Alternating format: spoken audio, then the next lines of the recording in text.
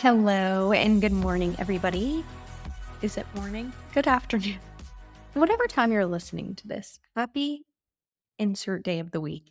And welcome back to Workflows and Espressos. I am your host, Meaghan Moylan, and I am so excited to have you back for another week. And I'm actually really happy to be back for another week. I am talking about something that's near and dear to my heart because it is the most challenging thing that I have dealt with in my career or throughout my life, and that is confrontation. So, a little bit about me, which we talked about a couple episodes ago. I'm an Enneagram 7, which means that I am naturally conflict avoidant. I am enthusiastic. I'm very goofy. I like to joke around a lot. John Sukaya actually said to me, I don't know, this is like a couple months ago. He was like, I feel like I haven't seen like the work version of you before, which was funny because I'm like, no, the work version of me and like the fun version of me, for the most part, is the same person. I certainly have a serious side, everybody does, but I find, I don't know, my personality is very gregarious and I like to chase the fun things in life. And so confrontation is really difficult for me. And I find it to be both emotionally and mentally and physically uncomfortable. So I want to talk about confrontation today and all the things that I have learned along the way. I started my career right out of college in the vacation rental industry back in 2015. And I took on a management role pretty quickly, like within the first, I want to say 4 months, 4 to 5 months, which was incredible. And I felt so excited about this upward trajectory that I had at the company. But I also was pretty anxious because I had never managed people before. And I had also never really talked directly to clients. And I was in revenue management at the time. So a lot of my communication was with homeowners about their revenue. And a lot of times they would be angry that we were not meeting their expectations, whether they communicated those expectations to us or not. And revenue managers or anyone that communicates with homeowners about revenue completely understand this because we've all had this conversation a million times. But I realized quickly that I was being put into situations, obviously, because this is a job where I was forced to be direct. And this, if you have a direct personality, might seem like a no brainer. And to me, that was not a no brainer because I had gone through my life for the first 22 years without really any type of difficult conversations. And what I had done up to that point was avoid as much as possible. And I would have rather felt uncomfortable than anybody else. So I spent a lot of time in discomfort to let everybody else feel comfortable. And I think it took me several years before I realized that that was doing me a disservice, but it was really doing the person on the other end of the confrontation or people a disservice. And I think being empathetic and wanting to connect with people, I realized that it was hindering me from having a deeper connection with coworkers and clients and friends and family. And so I would say probably 5 or 6 years ago, I went on this journey to be better at confrontation. And my guide today is what I'm calling the 4 C's of confrontation. And there's a lot more to it, but here's what I've learned so far. There's a lot more that I still have to learn and something I still struggle with to this day. And we're going to talk about it. So, number one in the 4 C's of confrontation is cut to the chase. I am notorious for doing this and I have gotten a lot better at it, but I would let confrontation fester and fester and fester and fester because the thought of sitting down and having a confrontation with somebody, like shook me to my core. It would keep me awake and still does for nights on end. And I would be in a cold sweat. So I would let it fester. And what I have learned is that when you let confrontation fester that needs to happen, you let something pile up, it is a disservice to you and to others, right? We talked about that. Festering just leads to more stress and more resentment. It is 6 months of sleepless nights versus a week of sleepless nights, right? Like it is ultimately the conversation needs to happen. And if it doesn't, there will be a boiling point. And so you are the person who suffers in silence when you are not honest and direct and cutting to the chase with your communication. If you see something, say something. There have been many times where with employees, I noticed something that needed to be discussed, and it could have been a quick 5-minute direct feedback conversation, and I just thought to myself, like, "It's not that big of a deal, I'll just wait until something else happens." Then something else happens, and I find a way to justify it to myself why it's okay, like, this is their second chance, and what's happening here is that the employee, in this case, or a client or whoever, is repeating the behavior because they don't know that it's bothersome at best and wrong at worst. And so you're doing them a disservice by not communicating that to them and giving them an opportunity to be better or explain themselves if there is a miscommunication there. And that builds a resentment on both ends. There was an employee, I think I've talked about her before, who it's funny because we're friends now. And I look back to managing her and I have so many regrets about this lack of direct communication that I had with her. And I think it ultimately did both of us a disservice. And she could tell I was holding back on the information that I wanted to share, and I think she was struggling and could have used help, and I was also struggling and immature and didn't understand how to handle this conflict, and ultimately she left the company, and I look back at this as this, like, pivotal moment where I wish that I would have just sat down with her and said the uncomfortable thing and said, like, "Hey, I've noticed these 3 things in your performance, and I think it's gonna impact you throughout your entire career if we don't get a handle on it now." And I never said anything, and, you know, whether she got a hold on it or not, she did, was a disservice to her, and ultimately, she had a lack of trust in me, which is the actual opposite of what I wanna do, and I think a lot of my dislike for confrontation leads to ultimately wanting to be liked, which is vulnerable, but is, like, also part of just my personality type, and what I've realized over time is that people like you more when you're honest with them and when they respect you and they can come to you for advice and for honest and transparent communication. People don't like you if you're dishonest or unclear. So, some actionable feedback here for you. Number one, don't wait. And number two, I prefer to use I statements. And maybe this is like therapy talking over the last several years. But when I communicate with somebody and I describe things from my perspective and the way that I have perceived things, it's less accusatory and still gets your point across. And of course, there are nuances to every type of communication, right? Like if there's a blatant disregard for a policy that you set forth, or if a homeowner is being absolutely ridiculous, then like, of course, it is much easier for me to say, like, hey, you're fired. Like, no questions about it. Like there's no gray area here. You need to go. It is much more difficult, in my opinion, when there is more gray area. And it might just be like one thing that you've noticed, or communication that you need to share with a homeowner where their performance is doing a lot worse than their expectations. And no matter what, like, they're going to be pissed. So it's confrontation. Like these are harder because that means the relationship is going to continue. So you need to preserve it versus ending the relationship in a termination, for example. So using I statements I found can be very helpful. For example, I have noticed that we've missed a couple of deadlines and I'm worried about how that's affecting the team. That is, this is how I'm feeling. I'm worried that it's affecting our team. And I have also noticed that you are missing deadlines, right? It is not you're missing deadlines.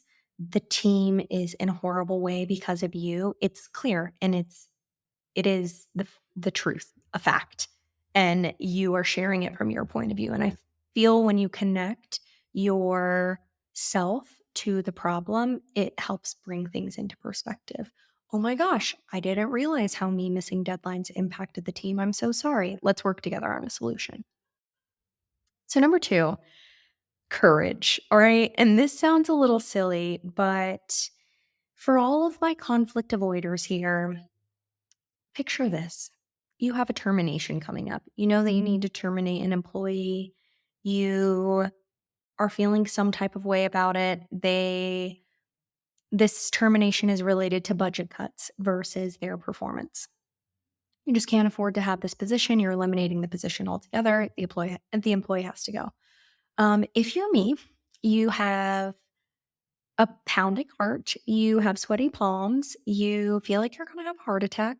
Like, this sounds silly, but I really do, like, get so anxious before confrontation, and I believe that no matter what, it takes a lot of courage to be direct and to head into confrontation or conflict or a really difficult conversation, especially so when it doesn't come naturally to you.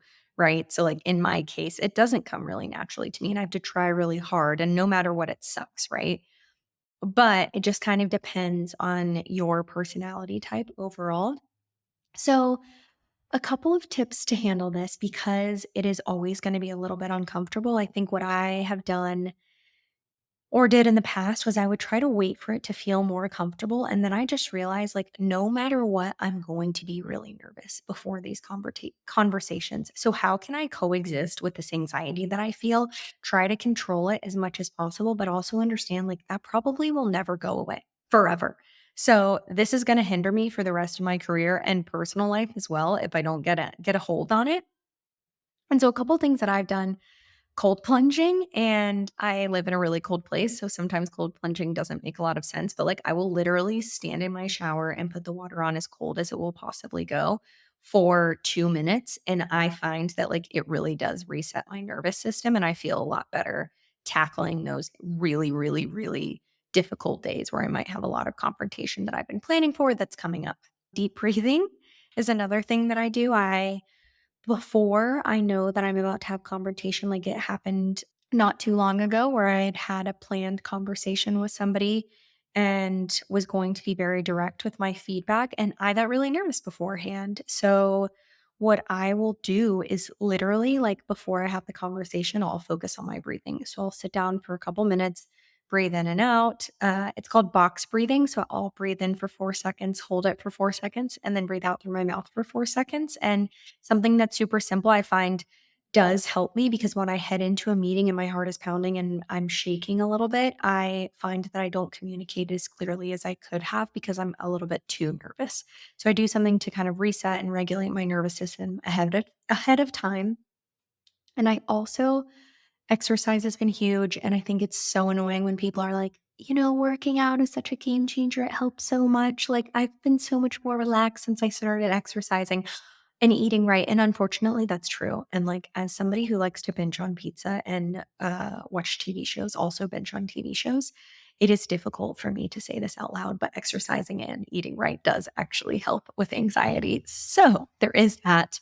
And then if you're into it, I like to do like CBD oil, even if it's just like on my neck and shoulders. And I found that that's been helpful. And then I always try to get a good night's sleep. A lot of times if you're planning for a termination or you're planning for confrontation, when you have these really heavy days, if you're in a leadership position and you have a lot of people that report to you and you know that you've got to go in and share some not so fun news or not so fun feedback, getting a good night's sleep, I find, is really helpful. And I will refrain from drinking any alcohol because that always makes it worse for me and take melatonin. So I feel a little bit rested, even though I'm feeling super anxious and my heart is beating going into those conversations. So those are some actionable tips that I have for you on the courage side. But more than anything, if you are a Megan, which I'm like pretty embarrassed sharing all this information because I'm like telling you how horrible I am at confrontation and how it doesn't come naturally to me. But I do think it's really common. Like, the more that I've worked with different people over the course of my career, the more I've realized there are a lot of us who are pretty conflict avoidant. Hello, everybody. I am very excited to be back with one of my favorite people in the industry, Ashley Ching, and she is here with another In Haven Insight. Ashley, what do you have for us today? Hey, Megan. So, you know that InHaven is a leading procurement platform for the vacation rental industry. We partner with hundreds of professional property managers who oversee tens of thousands of listings. And I want to talk to you about a common question we receive from these property managers that come to us for help. And so, one of the most frequent question that we get are we find ourselves in discussions with property managers with 50 to 100 properties, and they really want to set standards for those items in the home that they most frequently are replacing, like linens, like some of the kitchenware. And they know that they cannot no longer scale with different assortments in each of these homes. Standardization can bring, more consistent guest experiences, and we see the guests demanding this. Even more so, we see property managers demanding this standardization around these high frequently turned over items because it really helps with their operational efficiencies. And how is Inhaven helping property managers do this? So we collaborate with these property managers to help set the standards around the Bed Bath and Kitchen. And then we provide purchasing tools to help simplify the process of repurchasing and managing inventory levels. And we assist in creating owner acquisition or owner materials to help Mhm. communicate these standards to the owners. We provide a custom page for the owners to go to see which products that are most recommended by these professional property managers. And these communication tools have become key differentiated tools for owner acquisition as well. It just makes the property managers look that much more professional. Absolutely. It sounds like we're really leveling up some things over here. So, how do people reach out to you to see if they want to learn a little bit more about Inhaven? Sure, I'd love to hear from everyone. You can contact me directly at ashley@inhaven.com or visit our website. And we're really eager to assist any of these professional property managers that want to gain a lot of operational efficiencies. Thank you so much for being here, Ashley. I can't wait for the next Inhaven Insight. Thanks, Megan. So, if you are, use those tips. Let me know how you do. And if you have anything else that I haven't mentioned, let me know. And also, just don't be so hard on yourself if you feel like you're just not that brave, right? Like, I feel this way all the time, and I don't understand how I can run a company and have such difficulty with confrontation. And then I just remember, like, hey, you can't be good at everything all the time. This is something that I have to work harder at than other people, and that's okay. And like, I accept myself, and I also know that it's something that I want to work on and be better at. And I am committed to moving forward in my life and still facing confrontation head on, even though I don't like it. And the worst thing you can do in this case is to not deal with it at all. And I know that I'm not doing that. And so that makes me brave, and that makes you brave too. Rachel Alday, if you're listening to this, who is an Enneagram 8, also known as the Challenger, is like, I can't relate to anything that you're saying right now. Okay. Tip number 4, communicate with clarity. So I have been a very, very, very guilty player here where I have not communicated clearly. In the beginning of these like more confrontational moments that I've had throughout my career, I would be very vague and unclear, and it was because I was nervous to say the hard thing. And I started to realize that the behavior wouldn't get any better. And I think to myself, like, I'm confused. I thought I had a direct conversation with this employee. Like, why aren't they being any better? Then I would be really deeply honest with myself and think, oh, I actually beat around the bush a lot during this conversation. And I wasn't super clear and I wasn't super concise with my feedback. So, like, they're obviously confused. My recommendation here is to not leave room for interpretation. My old boss used to say, before you go into this conversation, I want you to imagine leaving it. And your goal should be that you leave and there is 0% confusion from either side on what you talked about and what the outcome was. And that was revolutionary to me because I was someone who, like I said, I would just get really nervous, and I just wanted the outcome to be like, we like each other at the end of it, and this is fine, and it doesn't get super uncomfortable. And so I would often just be very vague and say, like, hey, I think as a team, we really need to be good about deadlines, and deadlines are super important, rather than saying, hey, I've noticed that you've missed several deadlines. This cannot happen again. I want to be really clear about this. Like, the difference between one and the other for me was, well, if I say the first thing, then they know that deadlines are important, but they're also like, they don't feel super uncomfortable, and neither do I. And we're both comfortable, and they still like me, and I still like them. That's bullshit. And it's not helpful to either one of us. So understand why you're going into something and why maybe you wouldn't be so clear. And a lot of times it does relate back to just feeling a little anxious. So understand anxiousness is normal. Make sure that there is no room for interpretation. Use clear and specific language.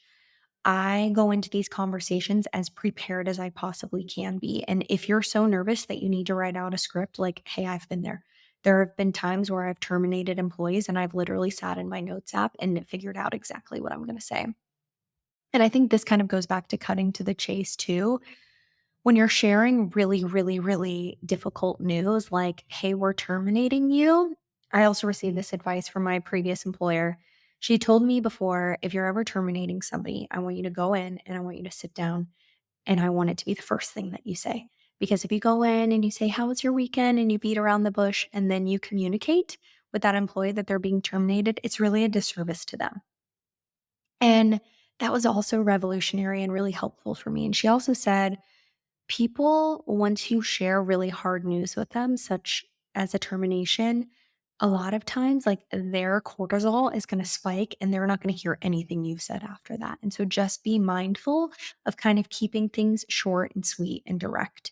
And this case can be true when you're reprimanding someone, right? Like I know it myself. My cortisol can spike in any of those conversations. Really, like if I'm getting in trouble or reprimanded in any way. And a lot of times you get a little foggy in your brain. And so make sure that the conversation is short and sweet and clear and kind of going back to this like clarity and conciseness. Maybe it's like a multiple C's because I'm throwing around a lot of C words. So clear versus unclear communication is a thing. Make sure you're being concise. And number 4, arguably the most important, I think, is being compassionate. So, no matter what, empathy plays a critical role in these conversations, right? Understanding others' perspectives can help diffuse this tension. And more than anything, like this is the third time I'm going to say it on this call, like you are doing the person on the other end of this conversation a favor by being honest and transparent with them. You know how much I talk about transparency. I think it is of the utmost importance in business. And I also think that drawing a boundary is not something that could be considered cruel. Drawing boundaries is being compassionate for yourself and for others, and communicating those boundaries clearly is being even more compassionate. So, ways to practice compassion: communicating kindly. I think no matter what, there is a nice way to deliver direct feedback. I will quote Taylor Swift, All Too Well, circa 2012, the Red album, track number 5. I wish I was kidding. This is so serious. Taylor has a lyric in her song All Too Well called casually cruel in the name of being honest. And this resonated with me so much because I think so many times people will be mean and say, I'm just being honest. And I've always thought that that was kind of bullshit. Like there is a big difference to me in being cruel and being honest. And there is a way to practice compassion and kindness and also be honest. And that is something I personally strive for. When I started managing uh, back in 2015, and actually it was early 2016, I was managing a team of reservationists. And I had this experience where my first thought was, I want everybody to like me. I want to be a really cool boss. Like, I'm going to buy everybody presents and we're going to go to happy hours and we're all going to be friends and this is going to be amazing. Keep in mind, I was 22, right? Like, had literally never managed before, didn't really know what I was doing. So then over time, I started to realize I don't think I'm receiving the respect that I need to make sure that we're getting things done. Like I feel a little bit taken advantage of. I might have gone too far with the friend thing. So I swung the opposite direction, almost to like too bossy, not necessarily mean, but just like overtly bossy, which was not a good look at all. And since I had the realization of both of those things, I worked really hard to find this balance of you've got to tell people what to do when you're in a leadership position sometimes, and you need to be able to communicate deadlines and objectives and projects. And you can also go to happy hour with your team and be vulnerable and share aspects of your life and your struggles that make you able to connect with. But there is like a happy medium here. So, communicating kindly. Don't take a Megan approach where you're like overtly bossy, and certainly don't take the Megan approach where you only want to be anybody's friend. There is a middle ground. And then being conscious of not getting too heated. So that is something that I also have to be a little bit wary of when I start to get into confrontation and I feel, like the person's fighting back and they're coming with an arsenal of excuses or defensiveness.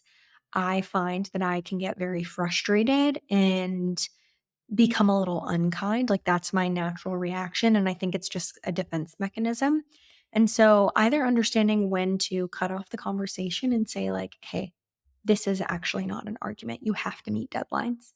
Or, hey, I understand that like this is getting heated. Let's revisit this conversation tomorrow. Knowing when to kind of cut that off and not allow for so much back and forth, I think is really, really important. And there is a fine art in every person, every discussion, every time is going to be different. So that is a strong recommendation that I have for you that I still feel like I'm finding the balance for all the time. And then just, I think being firm is really important, and that's part of being direct. And you can, again, be firm and be kind and communicate, hey, we have to meet deadlines. I have noticed that you are not meeting your deadlines. Do you guys like the same example that I'm using? I feel like it's helpful because it's confrontation that can, like, every C can be applied to it, while also being compassionate. If there's something else going on that is causing you not to beat these deadlines, let's talk about it and let's workshop it together. That is a way to show compassion while also saying it's unacceptable and it impacts the team. So, guys, I hope you've learned something today. No matter what, confrontation is uncomfortable, but it's also necessary as part of professional and personal growth. Take it from me, now 30, almost 31 years old next month, and getting to a point where I like 100% recognize that there are so many great things that can come out of it. And Glennon Doyle always talks about Glennon Doyle is my favorite author, by the way, how she actually likes conflict because she has noticed that it gives you an opportunity to learn more about each other. And like that resonates so much with me. I encourage you to start small no matter what. If you are a Meaghan and you're starting this soon, right? Start with a minor confrontation. Just start with explaining to somebody how you feel, even if you feel uncomfortable. And then you can start to apply the 4 C's and build up to even larger discussions. And then, no matter what, embracing confrontation and conflict will ultimately lead to better outcomes. You will have less stress in your life at the end of the day. Like, yes, it's stressful, but you're not going to be sitting on a lot of unsaid things. And I also think you're going to be able to have more strong relationships in your life, which we all want, right? So go out there, show them who's boss, put your brave face on, go stir some shit up. I'm just kidding. But really, it's okay. You're going to be fine. I'm proud of you. We can all do this together. Let me know all of your tips. Let me know if you apply the 4 C's. I'm proud of you. I can't wait to see you back next week. And thank you, as always, for listening to Workflows and Espressos. We are going to have a guest on next week, and I'm very excited about it. So I will see you back here next Tuesday. Don't be late. Thanks so much. Bye.